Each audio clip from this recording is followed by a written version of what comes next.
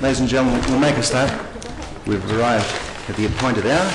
Thank you very much for coming on what is a frightfully cold evening. We have a few items on the agenda, but first things first.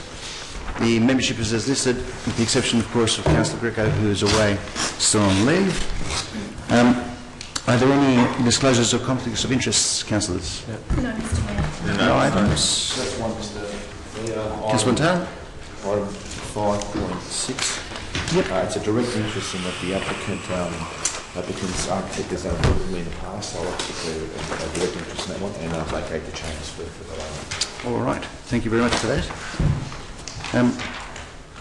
So, if item 4, can I please have a motion to confirm the minutes of the previous Planning Committee meeting? Councillor Williams moves. Seconder? Councillor Lee. I'll put that to the vote. All those in favour? And that's carried. Thank you very much. We have 6 items on this evening's agenda.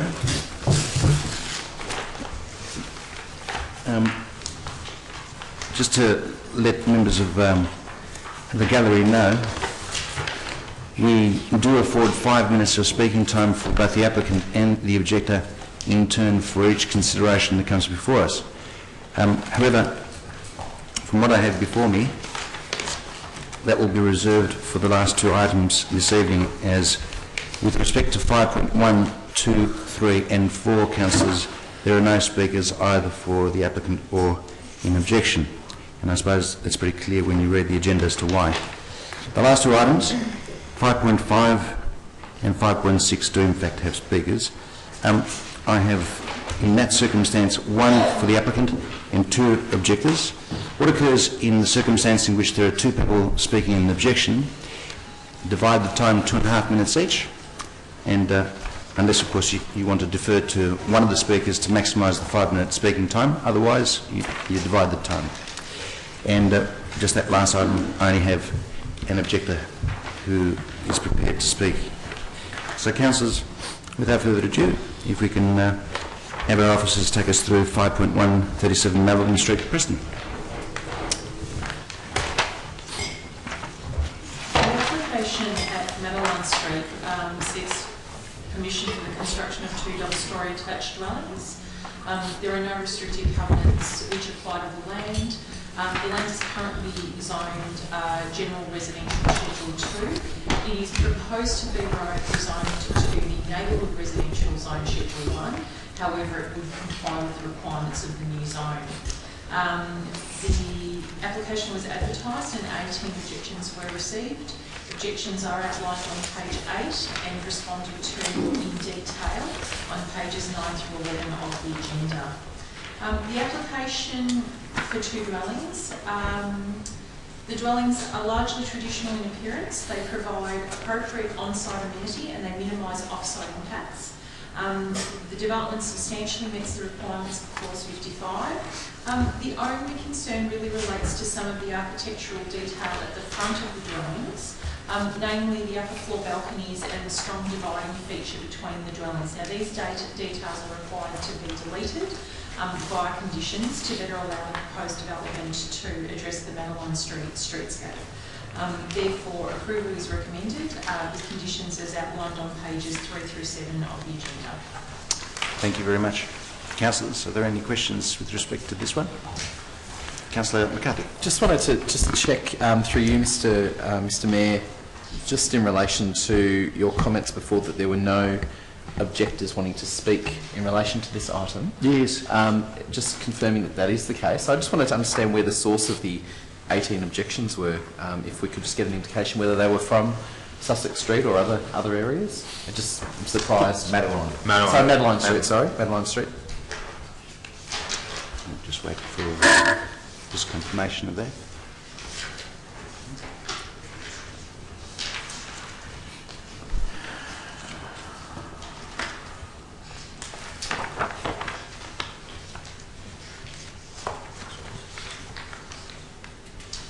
The bulk of the objections appear to be from Madeline Street and from Malcolm Street, which is the street to the rear. That was all at this stage? Yep. Other councillors have any questions? Indeed. Other questions from councillors? If not, we do have a recommendation before us, unless there is an alternative in regards to this one. Happy to move. Councillor Ventara moves. Councillor Williams seconds. Councillor Ventara. I just take into account the officer's comments and the level of compliance in relation to clause 55 of the planning scheme. Have to support it. Councillor Williams. Just nice to see that we're not looking at multiple units or back to back and overlooking and overshadowing. It's nice to see a change. All right, thank you very much. I propose to put that to the vote.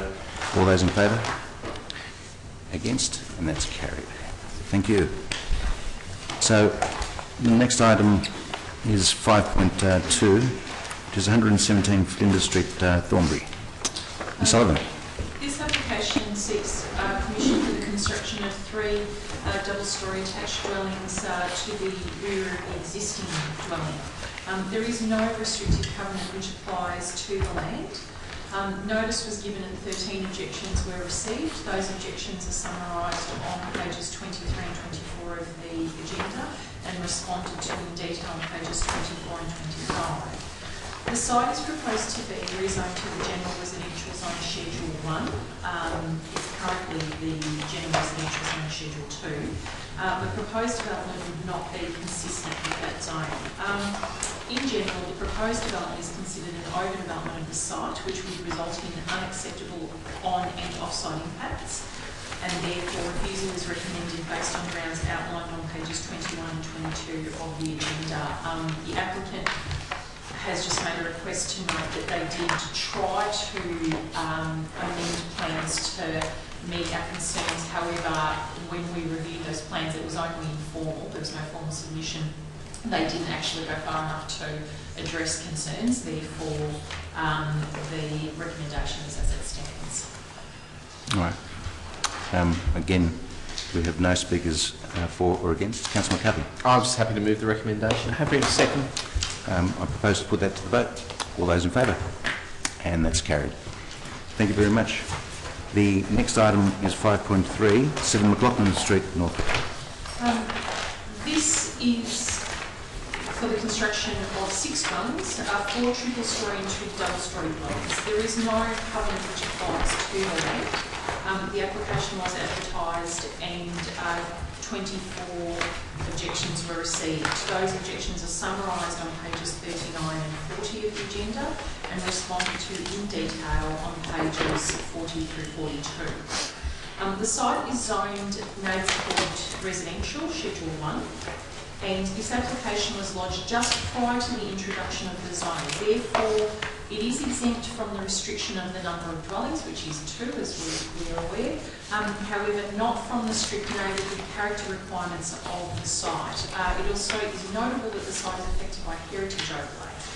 The proposed development is an overdevelopment of the land, which does not meet the requirements of the zone in terms of neighbourhood character, and it does not meet the requirements of the heritage overlay, and it will have unacceptable impacts on and off the site. Therefore, refusal is recommended, subject to grounds outlined on page 37 of the agenda. Happy to move. Yes. Just before we move to the motion, I just had a question, if I may. Councillor McCarthy. It's just in relation to one of the issues that was raised by objectors, and some objectors have sent their emails to councillors regarding their concerns, and I'm assuming that they would be supportive of the recommendation, but one of the questions that was raised was actually around the location being close to the Merry Creek interface, and also obviously the Rushall Station and the various heritage elements of this precinct. And I just wanted to know whether, through you, through the chair, to officers, whether the concerns about that proximity to the Merry Creek corridor and that general precinct was picked up under any of the particular grounds of refusal, or whether that's something which is not relevant at this point. Yeah.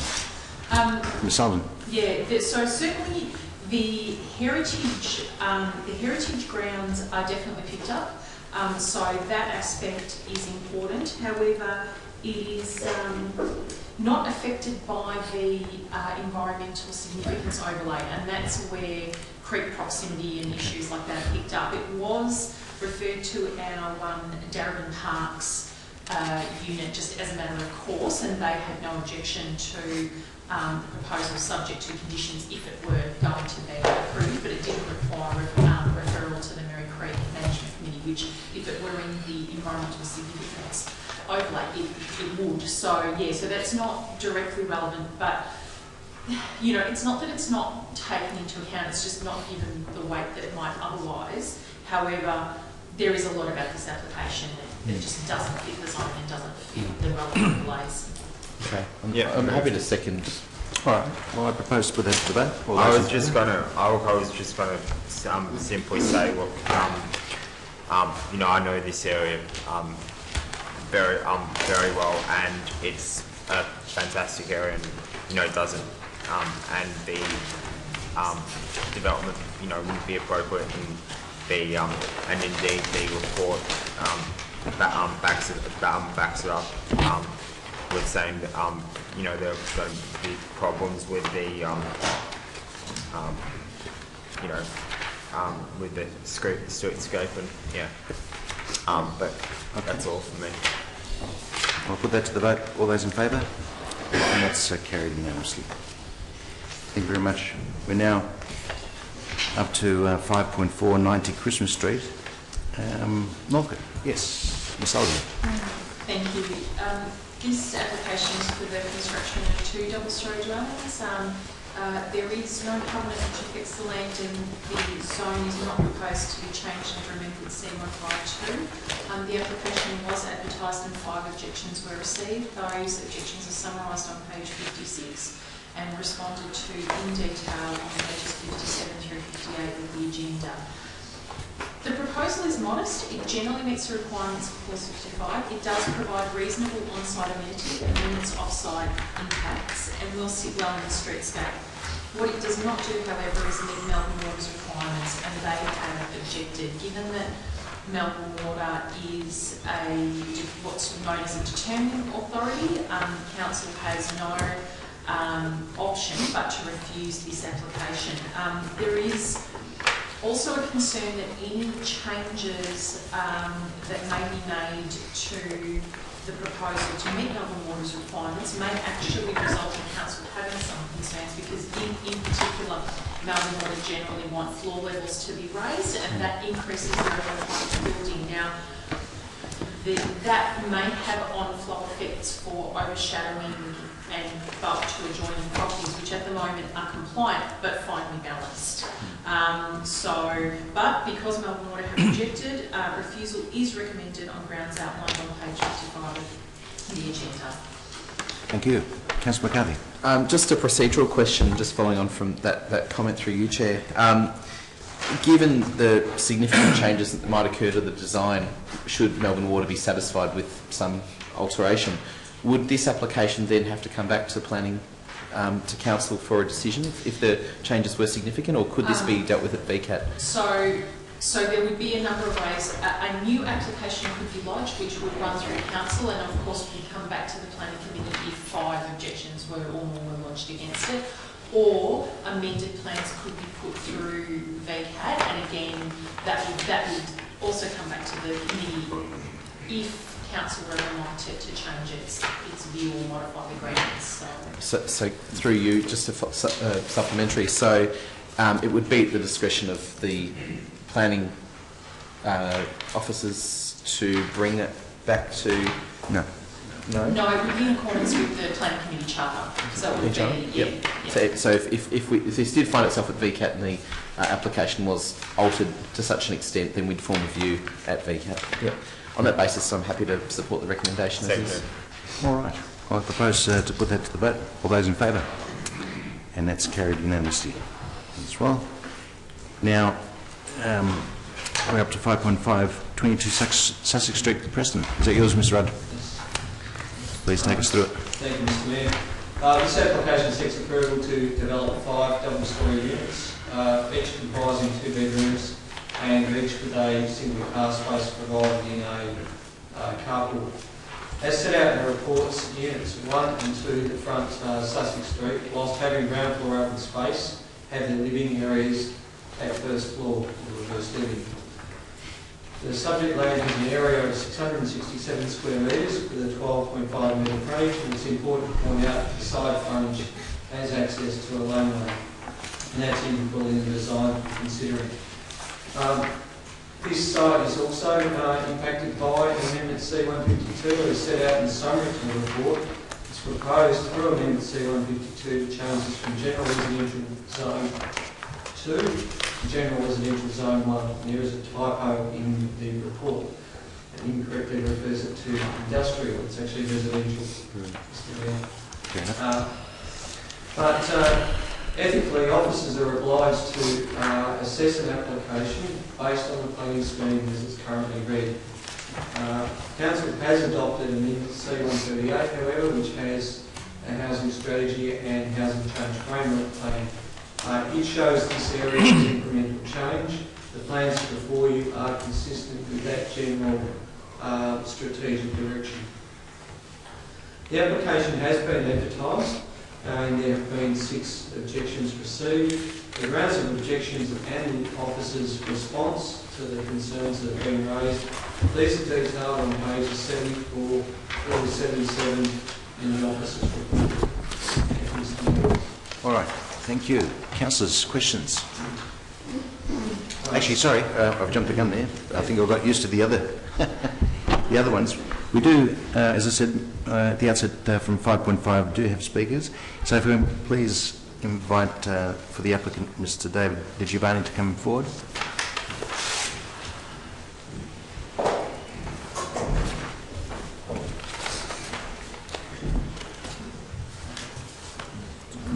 As mentioned earlier, you've got 5 minutes to make a pitch. Good evening, councillors.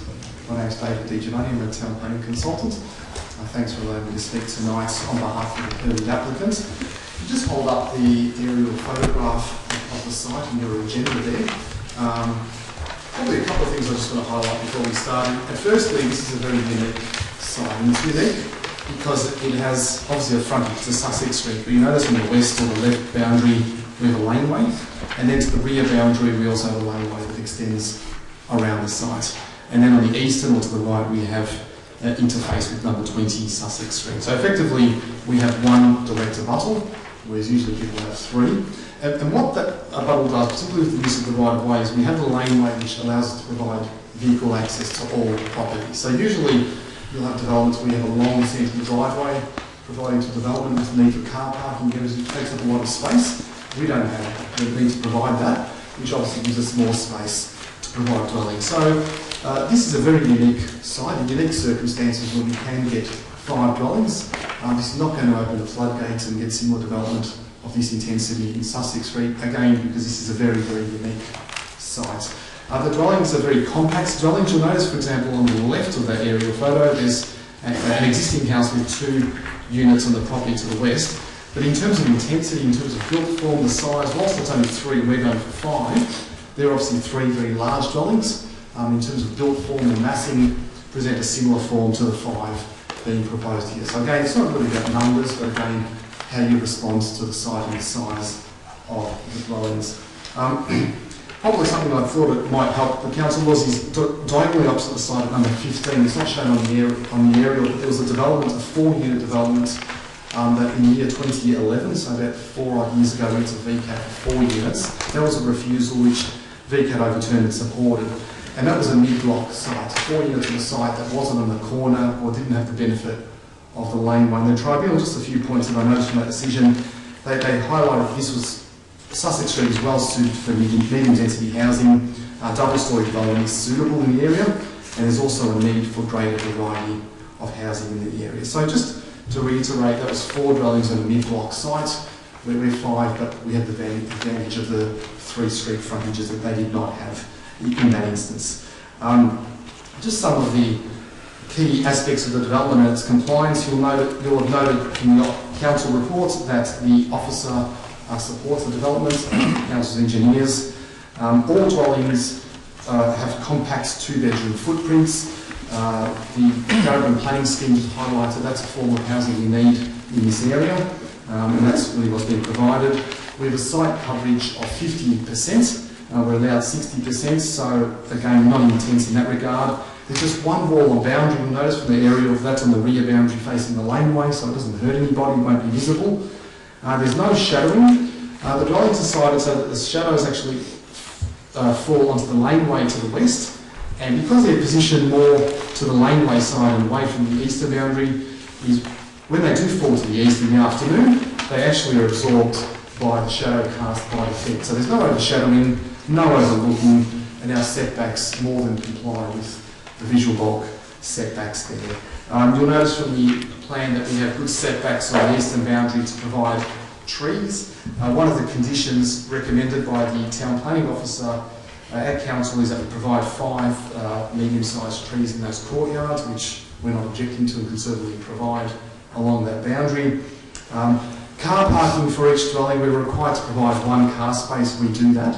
We don't provide a visitor space, but what's interesting, you'll notice on the floor plan, is we don't have any crossovers to Sussex Street. It's quite rare to have a development, we have no crossing to the frontage, and because of that, it provides us opportunity, say, to get 2 car spaces along the frontage. It'd be quite reasonable to have even 1 crossover. We don't have any, so the whole entire frontage is made available for car parking.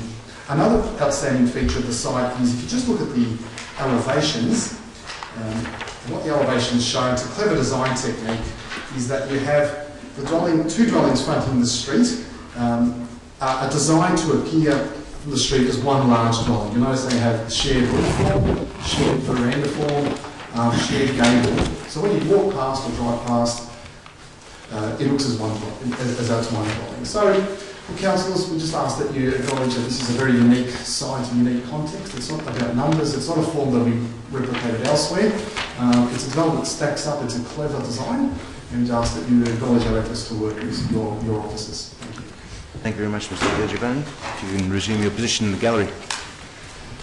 And I have 2 speakers in objection to this, as mentioned earlier, dividing the time 2.5 minutes each. If I can please call Mr. Fonda Vukilatos. Yep, hopefully I pronounced that correct. Yep. Might help to just guide yourself with the time just in front. Yeah. My colleague won't be joining us this afternoon. Okay. He's put in an apology, so I apologise. So Ms. Prowse is your partner? No, she's a neighbour. Yes, yeah, as in terms of the objection. So you have the full 5 minutes then. Yep. Great. Thank you. Good evening, councillors. Thank you for your time this evening. I just want to hone in on 5 points, 4 points specifically. One point is around development not being in keeping with the street. Contrary to the report submitted by the council to this meeting, this is identified development in Sussex Street. The precedent, as the previous speaker had spoken about, was set before, but it was on a slightly larger block. So we counted that. It was on a medium block. All other multi-developments in Sussex Street have 3 dwellings. So to move from 3 to 1, we've got 4 to 5 sets of precedent. Is unacceptable. This is the only development with laneway frontage facing another laneway development. So looking at your maps provided before, there are other townhouses in that laneway, which does cause congestion, and I think that really needs to be done. There are no other duplex developments in our street, so they agree that yes, it may look like one, but it may not look like one, depending on the eyes of the beholder. This is the first and only duplex that is proposed for Sussex Street. Occupational health and safety issues. Due to the increase in developments in the street and hence traffic in the streets, bins currently have a record of not being collected. It's not our neighbours, and including us, we only get our bins collected that often because there are cars on the street. 10 additional bins on a single frontage will exacerbate the problem, and we feel that the council has a responsibility to decline this development until the issue is positively resolved. Council's current solution, according to the website, is to ensure that cars are not blocking access to bins. However, if this development is approved, the parking situation on Sussex Street will be much worse, and blockage of bins is inevitable. On page 76, section 5.5 of the table report, the office states the entire frontage of the site being available for bin collection. This assumes that there won't be any cars parked on the street, which is not the case. And we have images here that I'm happy to table tonight indicate that there are cars parked on the street at any given time. We object strongly to this matter, as we believe it does affect the health and safety concern of our neighbourhood. Non-compliance with the dress code. There are several reports in the report to explain to committee from the Council of Education Development of comply with the dress code. Predominantly on page 79, Silver Pacific's not compliant. Again, on page 81, Parkland does not comply. The author of the report goes on to state that the committee that there is adequate parking on the street. Again, I counted that. And the images actually indicate that in fact it's a very busy street. And we took a poll as well, so we viewed 5 houses across the road and 5 houses on our side of the street, 2022. There are 10 blocks, 17 dwellings and 34 cars at any given time. So the owners or renters on our property. Now, then you talk about analysis the other day, we'll talk again a few months ago. So to actually say that there's ample car parking, when I know our neighbours have got 2 or 3 cars, we've got 2 cars, we park on the street, etc., it is a very busy street on occasions. In addition to the above space, we believe it might be compliant with C152 as the previous speaker indicated.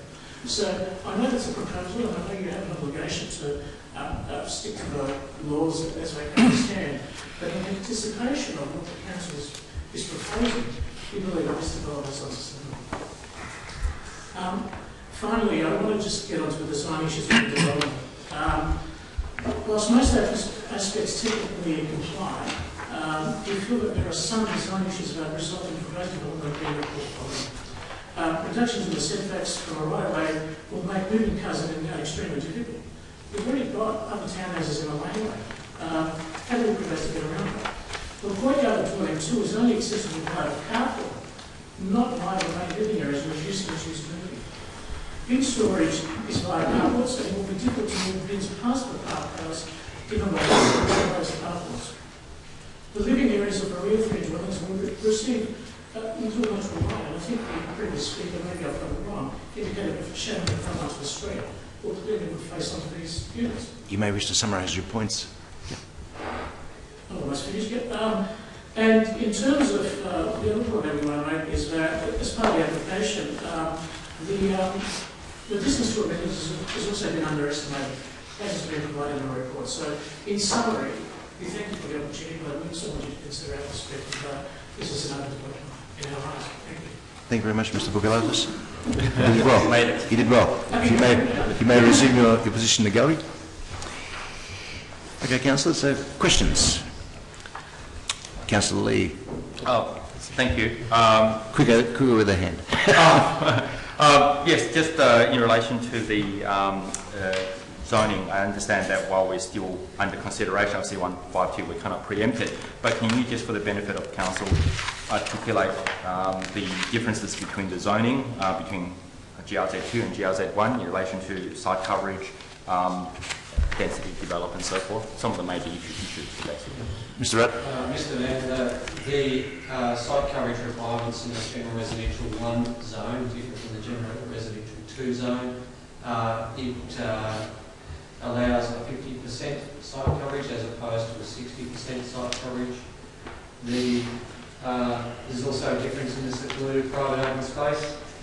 One of the primary objectives of the general residential 1 zone is to provide a strategic direction through the zoning on where council would not support reverse living arrangement. What I mean by that is that's where you provide the living areas upstairs. The planning scheme requires the open space to be attached to the living areas, and often that was done through a balcony. The planning scheme amendment for C152 requires 55 square metres of ground floor secluded private open space. The quantities provided there are less, but I should point out to the committee through you, Mr. Mayor, that Amendment C152 is not a mandatory requirement, it fulfills an intent. And where the application before you is a little blurred, even if you assume it was a general residential 1 zone, is that there's a combination of balconies and secluded private open space. The amounts, I would say, are reasonably generous, and I do agree with the applicant in terms of some aspects of the site where it's afforded a development opportunity because of the side laneway access. That also explains, which is clearly set out in the report, the variations around side setback. Yep. All right, thank you. Further questions? Councillor McCarthy. Just if we can, I'm not familiar with what's happened in the rest of the street, so just going off this map here, but if we can just get an indication as to what the mix is in Sussex Street in terms of approvals of multi-unit dwellings, on sites, and also any other applications as well that might be coming up in this street as well, just to test some of the hypothesis that's been made. Mr. Mayor, I'm not aware of any other applications nearby. It's between 1 in 3 and 1 in 4 lots in this block are developed with units. And the Speaker was correct that there aren't, just looking at the aerial photography, I've got one right in front of me. Most sites are 3 and 4 units. I certainly agree, I can't see anywhere there's 5, but I also agree with Mr. Giovanni that there are, because the site has a laneway access, it allows a little bit more scope. I just would ask, just in relation to whether there are any other live applications for Sussex Street. I was contacted by a resident today about one which I thought was this one, which was apparently 10 dwellings on two lots in the same street. So I'm just wanting to know if that is correct. Mr. Rudd? I'm not sure. I know there's another one in Sussex Street, but I don't have the register of planning applications. And Mr. Mayor, we get 1,700 applications a year. And you've got to take the resident's word in faith.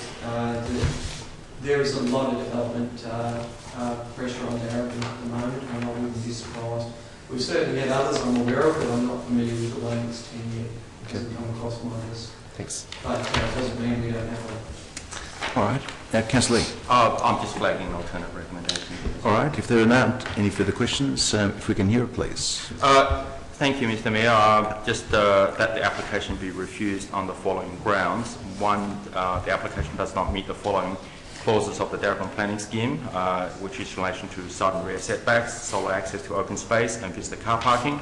Number 2, the proposed development is not consistent with the preferred outcome and characteristic of this area. And number 3, the application represented overdevelopment of the site due to the size and bulk and massing towards the front of the site. Happy to second, Mr. All right. Seconded by Councillor Lee. Councillor Lee.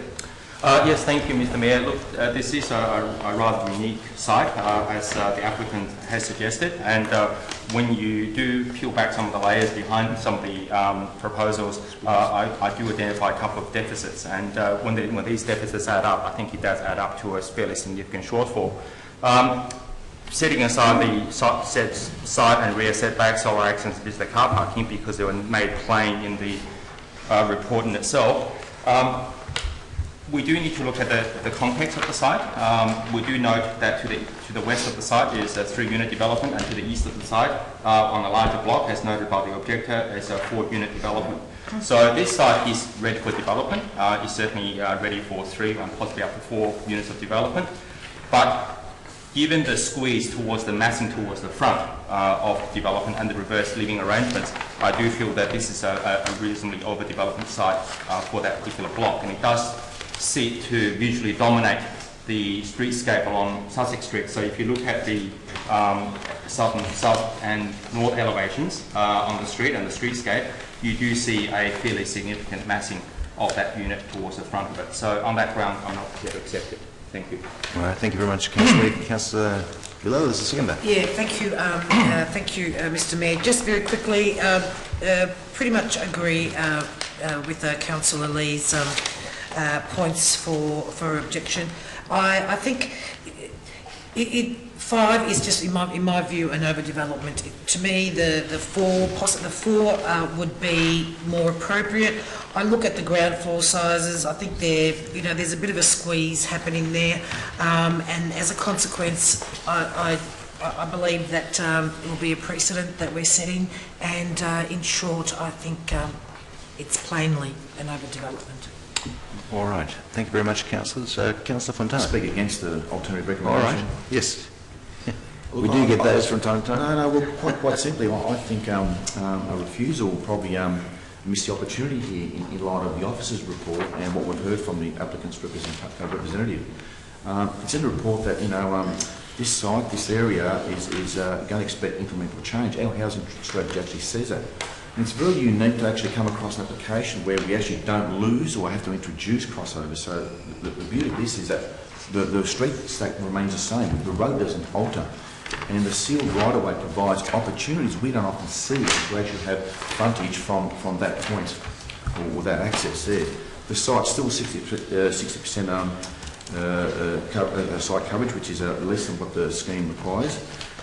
The dwellings aren't built to boundary too. We've probably forgotten about the fact that there's no direct interface or impact on neighbours. There's only one small impact on the rear shed onto a disused right-of-way. I was also interested to hear the comments from VCAT in relation to the greater need of housing change for certain areas, and we've already challenged several in the street here which have been overturned by VCAT, and I'd hate to see the same happen here. I actually believe that the front drawing or image of the building is a good design that actually gives the impact of one dwelling and not multiple dwellings. We don't often see that. We actually see several sometimes which give the impression that there's two dwellings, whereas this one here, line of sight, should indicate there's only one. There's sufficient open space with a combination of both balcony and ground levels. Like I said, I think we'll miss the opportunity here if we refuse this. All right. Councillor Lawrence. Yes, I'll just speak against the amendment. While the issue of car parking is obviously an issue in this area, there's probably not strong enough grounds to warrant a refusal. And the other aspect here that concerns me is judgments about this matter being overshadowed by a consideration of C152, which has been spoken about at length during this report. So I don't feel that I've got the officer's report with a detailed assessment. I don't feel that I've got enough information, given that I can't consider C152, to support an alternative recommendation. All right. Just a procedural question, if I can, through Yes, you. McGovern. It just struck me from Councillor Lawrence's comments there. This matter will obviously be decided either in favour or against here, and may find itself at VCAT. Is VCAT dealing with planning scheme amendments which are in draft form and before the Minister but not approved? Are they giving any weight to those planning scheme amendments as far as we're aware at this stage? Because I'm hearing mixed messages through, I don't think through you at offices. Yeah, I don't think this is the appropriate forum for it. Some of the narrative in here probably gives appropriate insight and an answer. The consideration is balanced in terms of the weight that's given. So I would imagine that the weight in that circumstance is quite low, because you cannot talk about what may happen. You've got to deal with the realities on the ground as they are now. It's not like as if we're not immune to history's lessons in terms of people rushing at the gate at the last minute before further restrictions are at play. But it would be impossible for Mr Rudd to give you a running commentary in terms of other VCAT hearings to date in terms of pending restrictions and whatnot. I mean, because I'm fairly certain VCAT's attitude is quite predictable in that circumstance. We'll put it in place and then we can talk about it. Yeah. All right. Well, I propose to put that to the vote. All those in favour of Councillor Lee's alternative resolution, please raise your hand. Against? I declare it carried. Can I call a question? Yeah. So all those in favour of Councillor Lee's alternative recommendation, please stand. And I name Councillor Lee, Councillor McCarthy, Councillor Villala, Councillor Walsh, and I name myself. Those against, I name Councillor Lawrence, Councillor Williams and Councillor Montana. Thank you very much. Now, just to let you know what that means, the Council, having taken the decision to refuse the application, the applicant has 60 days as of this evening's decision to lodge an appeal at VCAT. And the merits or otherwise will be tested there, ladies and gentlemen. Thank you very much. Final item we have is 5.6. Now, I must say, I really like these particular reports, but yes, thank you for reminding me. A direct interest in this matter, the applicant's actor has done work for me in the past. All right, thank you very much, Councillor Fontana. We'll just wait for Councillor Fontana to leave the chamber. All right, thank you very much. And Mr. Rudd, I've got to say, I do love these ones, and I read intently, if I can foreshadow, an area that perhaps might draw councillors' interest to page 94. I won't speak in relation to those questions that have got in my mind, but I suspect that they're probably similar to what other councillors have been thinking in relation to this. So you might want to take us through it. Thank you, Mr. Mayor. We're doing this a bit lately, councillors. This is a report in relation to the submission of amendments at VCAT. Council has refused, as set out in the report, this application in December last year. The application sought approval for 4 double-storey dwellings in the subject land. Council's requested to form a view on amended plans that have been submitted. And to summarise what's happened with these amended plans, they've gone through the previous officer recommendation and taken care of the amendments that would have appeared in the Condition 1. What that has done, and the officer's report I think is fairly self-explanatory, they've addressed substantially grounds 1 and 2 of Council's grounds for refusal.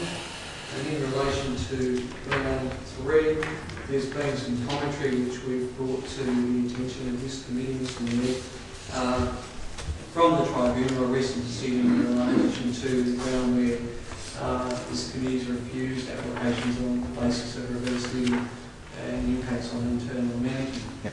And there's some commentary again on that particular case. Ground 4 also has been subject of the previous commentary in officers' reports about the binding nature of a council policy that sits outside the planning scheme.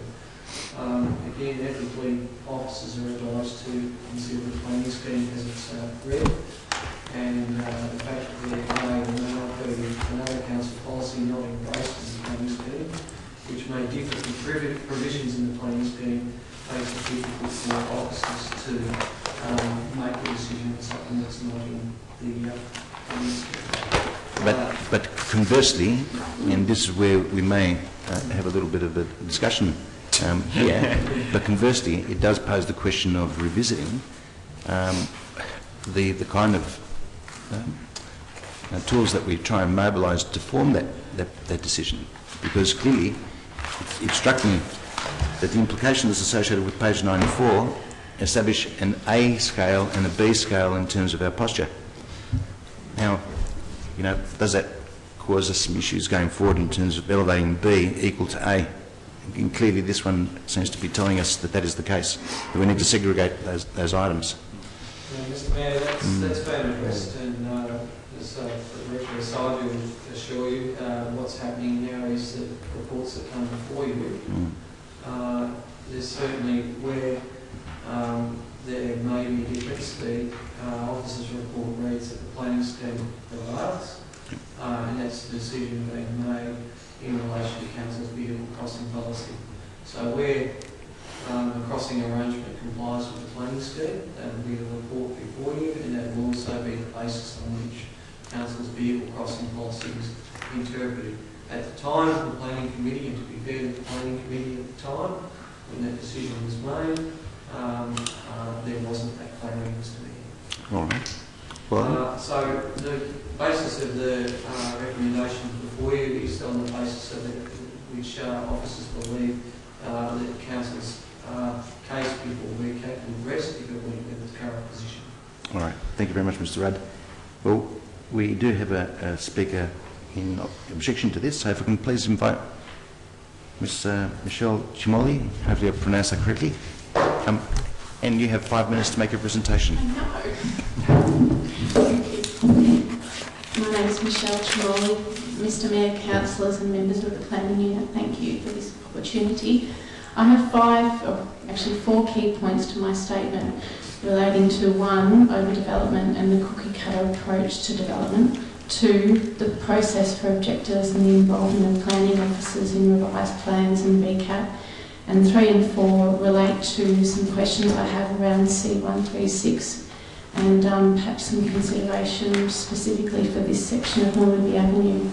Point 1, I appreciate that the applicant has made attempts to placate the planning unit in regards to front and side setbacks and some disingenuous attempts regarding planting. However, I do question the ability for 3 to 5 metre trees to grow alongside the apartments hemmed in by concrete with no access to water, and which will become obvious hindrances and sources of annoyance to the residents as they attempt to access their properties. However, for me and other members of our community who have voiced objections to this type of proposal, or this one and others just like it, this proposal represents a cookie-cutter approach to development and an overdevelopment of the site. I'm not a planner, and I still look at these plans and I can't believe that the site occupancy is still 47%. And for us, and Councillor Villela speaking on the earlier application, for us 4 is still too many in this particular locale. It's despairing to watch the replication of mistakes from the 1970s. For those councillors who know this section of Normanby Avenue, you'll know that there are 9 blocks of 8 to 10 apartments there already. Why aren't innovative and interesting architectural design responses being encouraged? The north side of Normanby Avenue is deteriorating in its aesthetic and contribution to the streetscape. The appearance of where we live matters to our community. I would also briefly make the point that increasing density does have a negative impact on parking and traffic flow, and I'm afraid I am suspicious of the cut and paste phenomenon for the planning unit's comments regarding traffic management. Point 2, as already stated, the applicant applied to VCAT for the original rejection for granting of the planning permit to be reviewed. A revised set of plans, these same set of plans, were recently sent to VCAT and all parties are planning to attend that hearing. I have lodged an intent to present at that hearing as an objector. I'm confused about the process of going to VCAT. If the planning committee approves the application to grant a permit, the scheduled hearing would no longer be the responsible authority contesting its decision against the applicant, but the responsible authority and the applicant contesting their decision against me. So all in all, it's entirely confusing. It seems an extremely expensive and wasteful use of council's money, given that there is an independent representative engaged to represent council at that VCAT hearing already. Point 3. My next 2 points relate to amendments to C136 in the planning scheme, Precinct 5, Normanby Avenue. I'm seeking that council articulate a clear and specific directive regarding development of transition areas of St George's Road, in particular Normanby Avenue, and more specifically Normanby Avenue west of St George's Road. I would ask that council consider applying similar constraints to development as per the amendments proposed for Oako Village. At present, we have a situation where there is ad hoc development of individual sites. This runs the risk of piecemeal, fragmented approach to the development process and is directly undermining the potential for broad benefits to be secured in terms of integrating new local access networks or involving the community in the planning and delivery of local services. We already have issues that have been previously documented in regards to conflict between car and pedestrians. I ask that C136 be amended so that Precinct 5, Normanby Avenue, include transitional buffer zones on the concept plan to ensure that development provides a transition in height and massing to surrounding lower scale form within that precinct where appropriate, and that it include preferred maximum building height of 2 stories and a maximum of 3 units per block. You may wish to summarise, Ms. Jamali. Sorry, what am I up to? 15 seconds. Okay. So my final community need is driving economics and that it's not the other way around. I've noted Melbourne Council's quarter by quarter data describing the number of residents moving into the City of Melbourne and the number of residents or planning applications. A transparent, responsive and data-driven approach to development. I trust that in Council's work to review the amendments to the planning scheme, that it seek to become data-driven, ensuring that the development is meeting demand and that there is indeed a demand for development. Thanks, Mr. Rowley. Thank Time you. has expired. Thank you.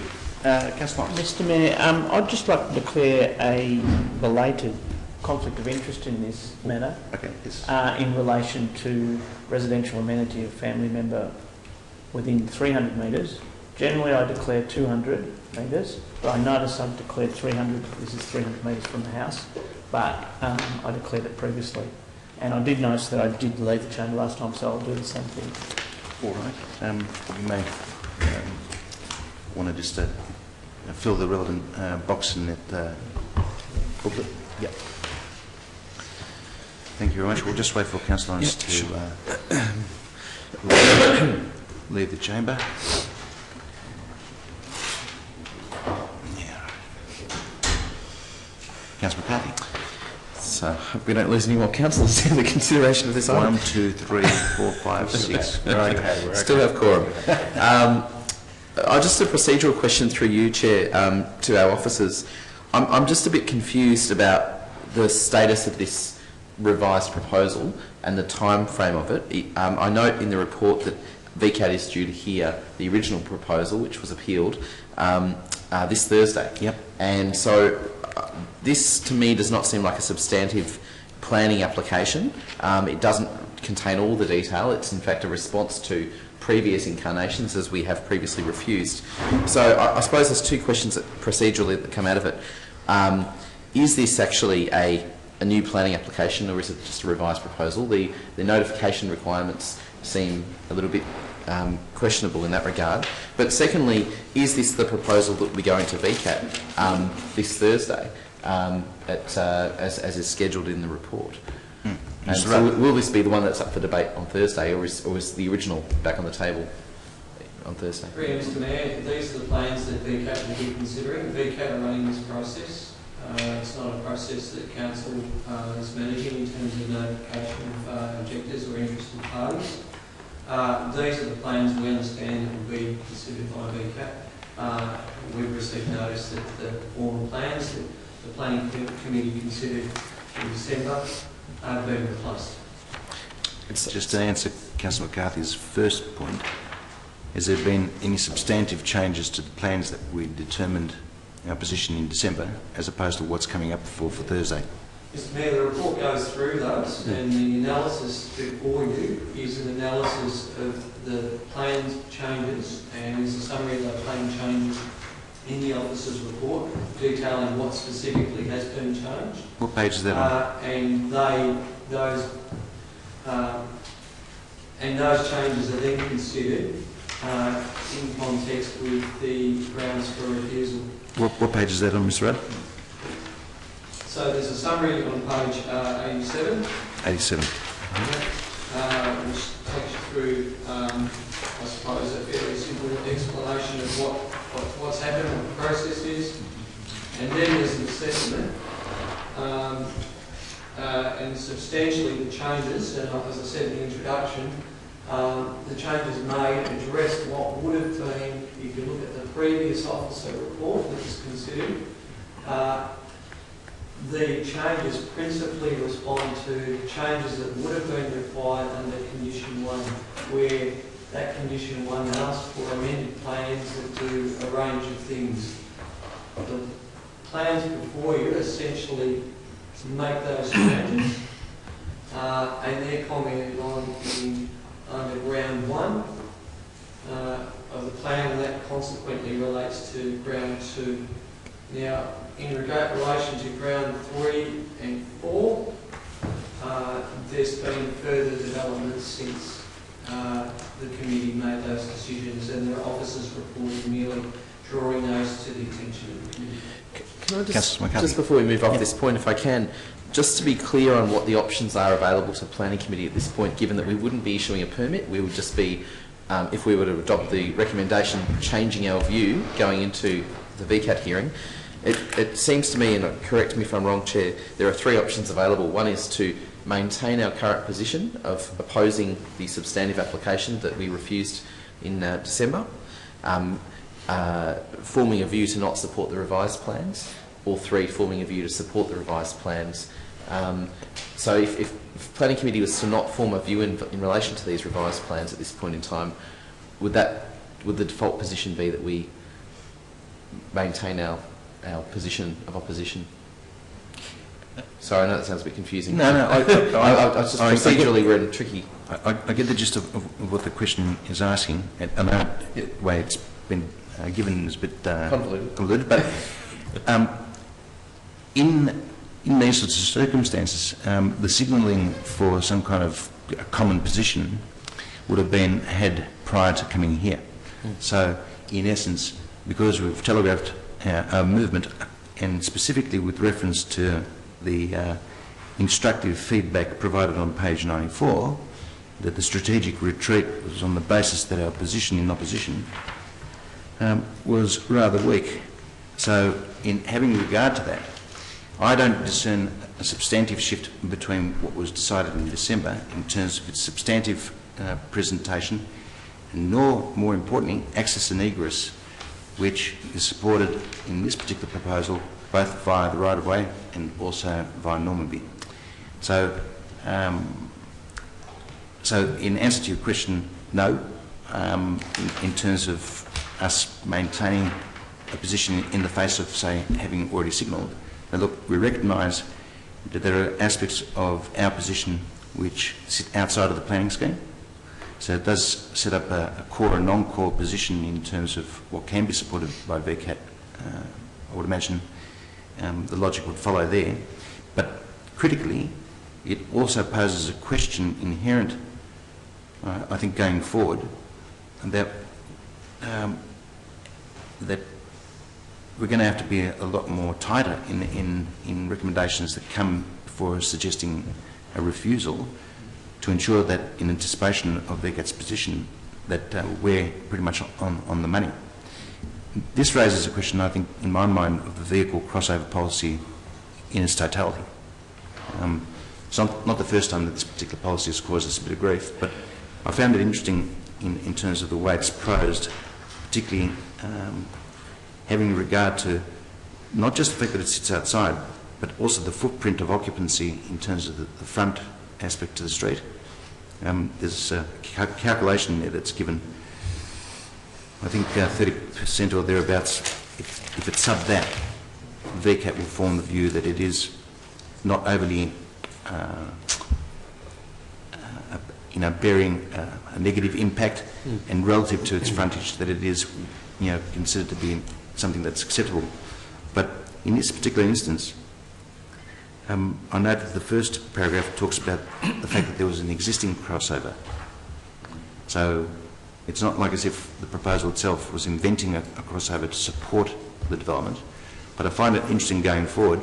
I wonder whether that would make a difference if we were dealing with an application that, say, had no crossover to the front, was proposing one, but similar to the design footprint that's presented here. So can you reconcile two particular aspects of our policy? One is res code and its interface with our crossover policy. Namely, can you have an aspect to a development which has a right-of-way which lends itself towards supporting that position, like with this application, one unit which has access and egress from the right-of-way, and yet at the front has two or maybe three, as is the case with this one, requiring a right-of-way to support it from the front. I mean, this page here leaves me scratching my head as to what is defensible and what is not. Now, before we go on, if we can get a quick response, and then I'll ask you, Councillor Walsh. Yep, that's right. I think your response was quite good, Mr Mayor. In regard to your question about the vehicle crossing policy, it certainly would be a different circumstance if there was no crossover existing normally. The planning scheme and no character arguments would probably be argument based, and particularly the way Membry presents. You'll have to refresh my memory on the rest of the questions there. Well, Was it in regard, yes, sorry. Well, Councillor McCarthy was suggesting that in terms of any departure from what's been proposed here, in terms of signalling to VCAT, and noting that aligns with the feedback from VCAT regards to this prior to Thursday, are we in a position to maintain the position that we took in December, or is it a fait accompli that we must move towards supporting the noting of our position as having moved in alignment with VCAT's recommendations, or advice rather? Yeah, thank you, Mr Mayor. Look, I do need to, I feel a duty to advise the risk of maintaining the status quo. What you're risking there is you potentially have some grounds for refusal that have been clearly and unarguably satisfied. Yep. And in those instances, this council has had, the City of Darabin has had costs awarded against it, where we've insisted on a ground that has no basis or has been clearly and arguably satisfied. That's one thing. The other option, and Councillor McCarthy was correct, you can form a view to support as is recommended by officers, or you can form a view to not support. Where you have to be careful is you can't simply raise new grounds. Again, in the arena of arguable hostility, and your statements are quite appropriate, is that you have to be very careful when you make decisions to frame things properly. And it's a lesson I think everybody's cognizant of, is that it's not an uncommon practice for plans to be amended after this committee or council, for that matter, makes a decision. So Mr. Rudd has made the point.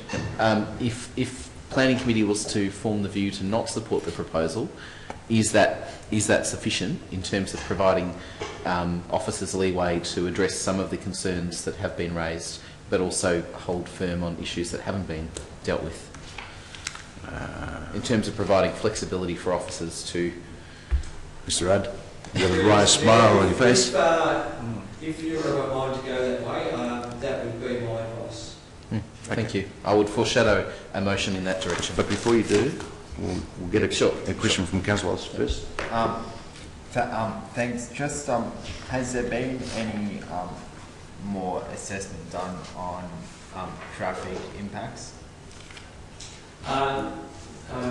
Through Mr Mayor, not since the application was considered. I think it's well documented that Normanby Road is a road zone.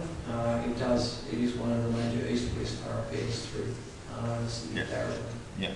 And that's why I made the statement I made earlier, Mr Mayor, is that if it was a new vehicle crossing, we would be trying to discourage that. Well, just on that point, and Councillor Wallace makes a valid point, because I rather say that the language used here can equally apply to traffic impacts in terms of it sitting outside of the planning scheme. Having regard to that, I didn't see here, and it might have been in the earlier report that we had considered in December, was Vic Roads consulted with regards to the quantum that was being proposed, and did they provide a view, both in terms of the status of the road and its capacity to deal with an increased supply of housing? Just checking out, Mr Mayor.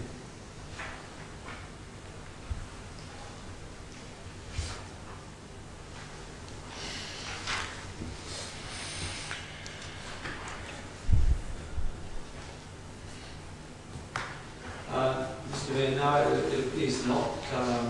I've got no documentation. And I dare say I know why, because of the existing crossover that was there.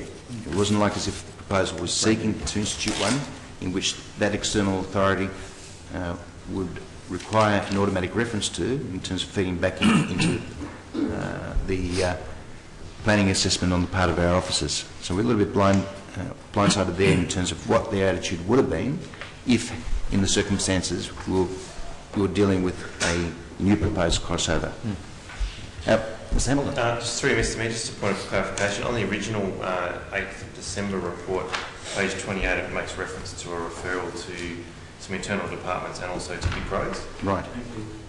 Which doesn't express, that's around OHS and safety, that doesn't express any concerns for traffic safety.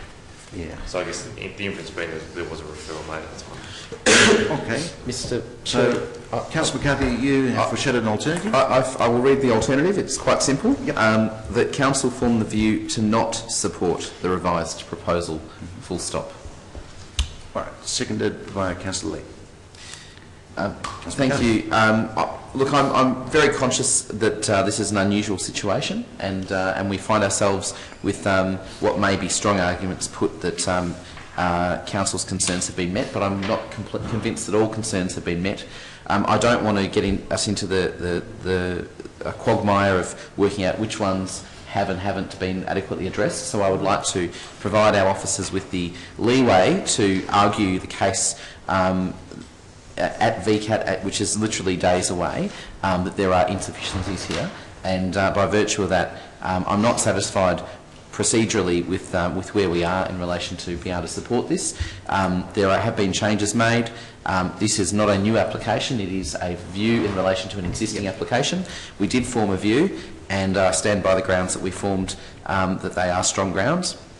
While I take the point that that some of them might have been met, I also take the view that not all of them have been to my satisfaction, and hence I would like Council to go to VCAT arguing for the best case scenario rather than giving in to what is not, from my perspective, the best case scenario at this point.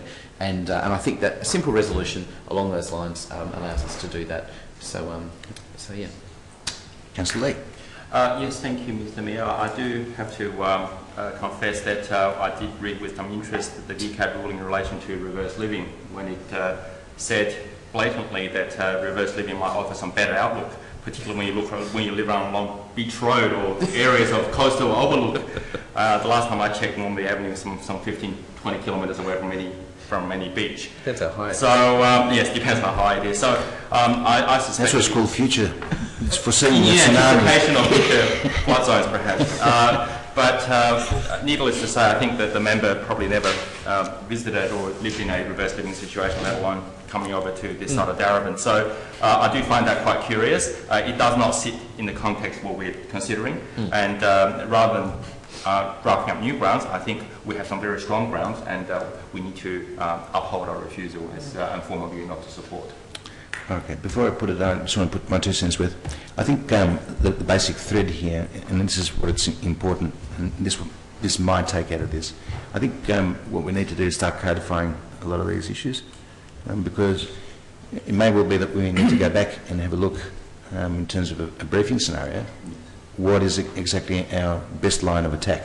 Because if we bring in positions which satisfy internally what we feel is the right way to treat these things, but cannot be supported under challenge of VCAT, then I think we need to reconsider our position. Because if in fact the pushback is that here's the A model and you're pushing the B model to be equal to it, then we've got a problem. And I think we need to have that addressed. But the only reason why I'm supporting this revised proposition is because it doesn't have a material impact in terms of any cost being awarded against us, but in fact does perhaps enable our officers to ask these questions, what can be accommodated, because the emphasis is not so much maintaining an original position, but in terms of enabling a better negotiated outcome, or at least that's the hope anyway. Yes. So, councillors, without further ado, I propose to put that to the vote. All those in favour? And that's carried. Please noted as unanimous, yes, please, Mr Smith. Of those who are here, please invite back councillors Lawrence and Fontana.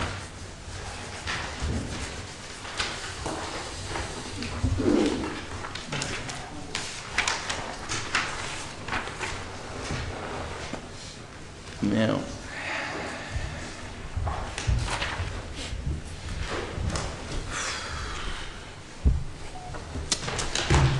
back.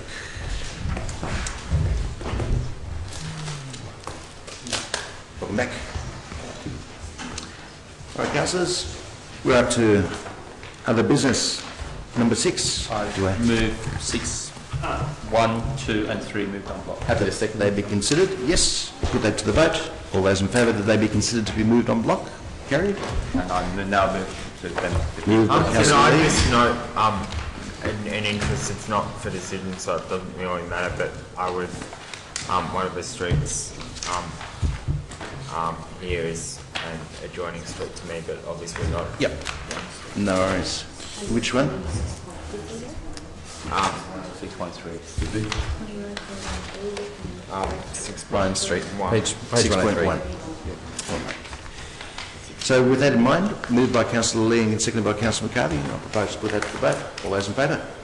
And that's carried unanimously. Ladies and gentlemen, thank you very much. Thank you, Mr Mayor.